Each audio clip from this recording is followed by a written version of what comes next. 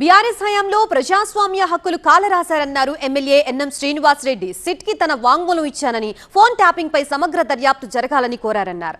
దోషులు ఎవరైనా కఠినంగా శిక్షించాలని కోరారు. ఎమ్మెల్యేలు NM Srinivas, Anirudh Reddy Banjara Hills integrated command control సెంటర్లో సిట్ విచారణకి హాజరయ్యారు. బీఆర్ఎస్ హయాంలో ఫోన్ ట్యాపింగ్ జరిగిందంటూ గతంలో ఈ ఇద్దరు ఎమ్మెల్యేలు ఫిర్యాదు చేశారు. నిష్పక్షపాత విచారణ జరగాలి, పాత్రధారులు సూత్రధారుల్ని కఠినంగా శిక్షించాలన్నారు ఎన్ఎం. తెలంగాణ ప్రజలను ఇనుప సంఖ్యలలో బంధించి వాళ్ళ జీవితాలతోటి స్వేచ్ఛతోటి ఆడుకున్న వైనం మనందరం కూడా చూసినాం.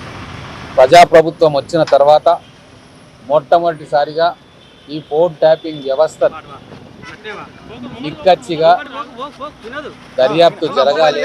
ఏదైతే రాజ్యాంగబద్ధంగా ప్రమాణం చేస్తారో ముఖ్యమంత్రి, మంత్రివర్గ సహచరులు ప్రజా స్వేచ్ఛను కాపాడతామని చెప్పి వాటిని కాపాడబడేటట్టుగా పరిపాలన కొనసాగించాలి తప్ప స్వార్థం కోసం లేదా ఎన్నికల్లో గెలవడం కోసం ప్రజాప్రతినిధుల టెలిఫోన్లు కావచ్చు, కంటెస్ట్ చేసే నాయకుల టెలిఫోన్లు ట్యాపింగ్ కావచ్చు, కుటుంబ సభ్యుల ఫోన్ ట్యాపింగ్ కావచ్చు, వ్యాపారస్తుల ఫోన్లు ట్యాపింగ్ కావచ్చు, లేదు భయభ్రాంతులకు గురి చేయడానికి పోలీసు వ్యవస్థను ఉపయోగించుకునే తీరు ఖచ్చితంగా ఇన్వెస్టిగేట్ చేసి దోషులను శిక్షించాలి.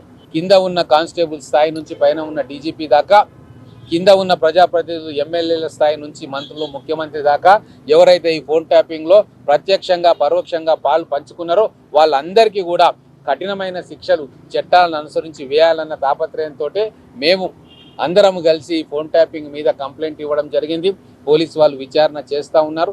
నాకు నమ్మకం ఉంది న్యాయ వ్యవస్థ మీద, కోర్టుల మీద, ఇప్పుడు విచారణ జరుపుతున్న అధికారుల మీద ఖచ్చితంగా పకడ్బందీ కేసు నిర్మాణం చేసి కోర్టుకు సమర్పించి ఛార్జ్షీటు, తద్వారా దోషులకు కఠినంగా శిక్ష పడుతుందని చెప్పి ప్రజాస్వామ్యవాదులుగా మేము నమ్ముతా ఉన్నాం.